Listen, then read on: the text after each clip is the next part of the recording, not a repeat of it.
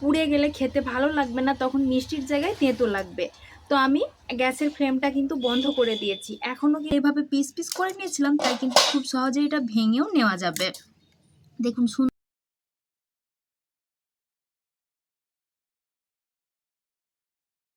বন্ধুরা, আমার চ্যানেলে আপনাদের সকলকে আবারও একবার স্বাগত জানিয়ে আজকের নতুন একটা পর্বে আবারও একটা রেসিপি নিয়ে হাজির হয়ে গেছি।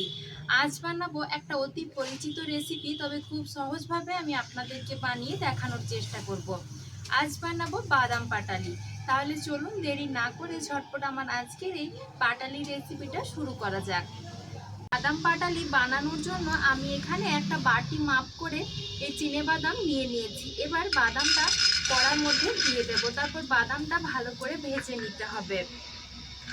এইভাবে গ্যাসের আঁচটা একটু কমিয়ে রেখে অনবরত নাড়াচাড়া করে করে বাদামগুলো ভেজে নিচ্ছি। দেখুন বন্ধুরা, এভাবে প্রায় 3-4 মিনিট মতো নাড়াচাড়া করে নিয়েছি।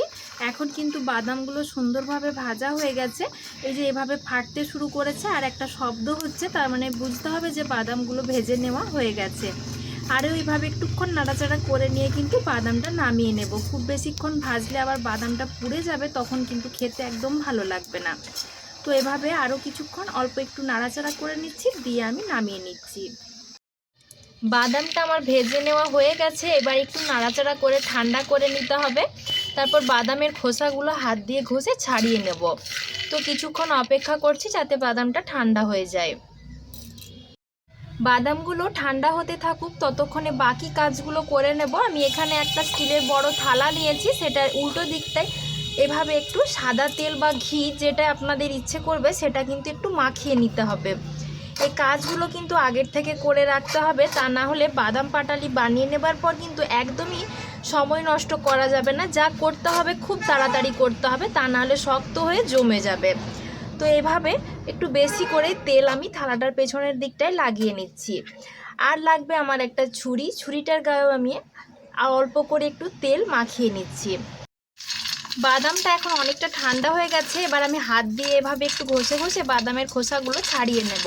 খুব ভালো করে বাদামের খোসাগুলো ছাড়িয়ে নিতে হবে, তবে কিন্তু বাদাম পাটালিটা দেখতে আর খেতে বেশ ভালো লাগবে। তো ছাড়িয়ে নেওয়ার পর ফিরে আসছি। তো সব বাদামের খোসাগুলো ভালো করে ছাড়িয়ে নেবার পর বাদামগুলো 2 টুকরো করে ভেঙে নিয়েছি। তার থেকে বেশি কিন্তু ভাঙার দরকার নেই, একটা গোটা থাকলেও কোনো ক্ষতি হবে না। এবার আমি পাটালিটা বানিয়ে নেব। আমি আজকে এখানে চিনি দিয়ে পাটালিটা বানাচ্ছি, আপনারা চাইলে কিন্তু গুড় দিয়েও বানিয়ে নিতে পারেন। তো যে বাটির মাপ করে আমি 1 বাটি বাদাম নিয়েছিলাম, সেই বাটিরই 1 বাটি চিনিটা নিয়েছি। এবার চিনিটা কড়াইয়ের মধ্যে দিয়ে দিচ্ছি। এখানে কিন্তু জল ব্যবহার করা যাবে না। একটু নাড়াচাড়া করতে করতে দেখা যাবে যে চিনিটা গলতে শুরু করেছে। সেইভাবে কিন্তু চিনিটার ক্যারামেলটা আমি বানিয়ে নেব। তো দেখুন বন্ধুরা, কিছুক্ষণের মধ্যেই চিনিটা কিন্তু সুন্দরভাবে গলে গেছে। এখনও অল্প কিছুটা গলবে, তারপর চিনিটার কিন্তু সুন্দরভাবে ক্যারামেলটা তৈরি হয়ে যাবে। এই সময় কিন্তু ভালোভাবে খেয়াল রাখতে হবে, তা না হলে চিনিটা পুড়ে যাবে। আর গ্যাসের আঁচ একদম কমিয়ে রাখতে হবে, আর অনবরত এভাবে নাড়াচাড়াও করে যেতে হবে। এখনও যেহেতু অল্প কিছুটা চিনির দানা দানা আছে, তাই একটু নাড়াচাড়া করে ভালো করে আমি মিশিয়ে নিচ্ছি।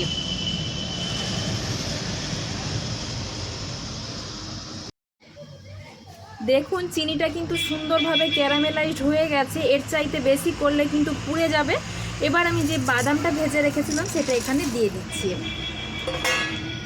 দিয়ে অনবরত কিন্তু নাড়াচাড়া করতে হবে, আর গ্যাসের আঁচ বারবার বলছি একদম কমিয়ে রাখতে হবে, তা না হলে কিন্তু পুড়ে গেলে খেতে একদমই ভালো লাগবে না।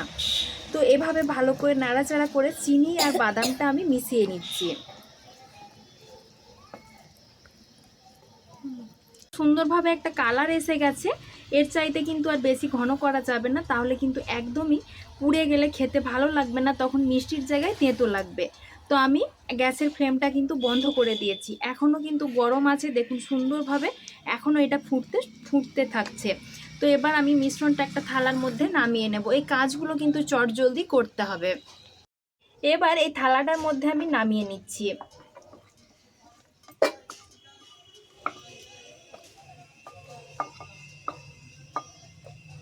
নামিয়ে নিয়ে সাথে সাথে কিন্তু এভাবে একটু ছড়িয়ে দেব, তা না হলে কিন্তু ঠান্ডা হয়ে গেলে এটা আর করা যাবে না। তো ভালোভাবে ছড়িয়ে একটু চৌকো মতো শেপ দিয়ে দিচ্ছি। তো দেখুন আমার এখানে কিন্তু একদম সমানভাবে মিলে নেওয়া হয়ে গেছে, আমাকে আর বেলনা দিয়ে বেলে নেওয়ার দরকার পড়বে না। এখন আমি একটা ছুরি দিয়ে অল্প একটু করে কেটে নেব, তা না হলে ঠান্ডা হয়ে গেলে কিন্তু এই কাটাটা যাবে না।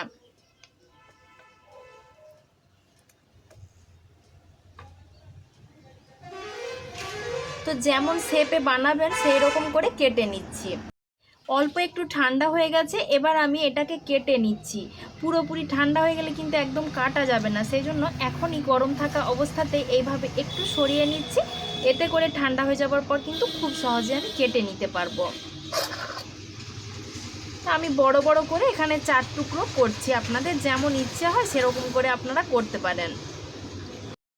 তো দেখুন বন্ধুরা, এখন কিন্তু এটা পুরোপুরি ঠান্ডা হয়ে গেছে, আর যেহেতু তেল দেওয়া ছিল তাই এটা কিন্তু খুব সহজেই উঠে আসবে। আর আমি যেহেতু ছুরি দিয়ে এভাবে পিস পিস করে নিয়েছিলাম তাই কিন্তু খুব সহজেই এটা ভেঙেও নেওয়া যাবে। দেখুন সুন্দরভাবে চৌকো চৌকো হয়ে পিস করা যাচ্ছে। আপনাদের যদি আরও ছোট ছোট বানাতে মন চায় সেক্ষেত্রে কিন্তু গরম থাকা অবস্থায় চৌকো চৌকো করে কেটে নেবেন। তো দেখুন কত সুন্দরভাবে বাদাম পাটালিগুলো তৈরি হয়ে গেছে, একদম দোকানের মতো। এভাবে কিন্তু আপনারা বাদাম পাটালি বানিয়ে বেশ কিছুদিন ধরে সংরক্ষণ করেও খেতে পারবেন। খেতে কিন্তু খুব সুন্দর হয়, একদম দোকানের মতো।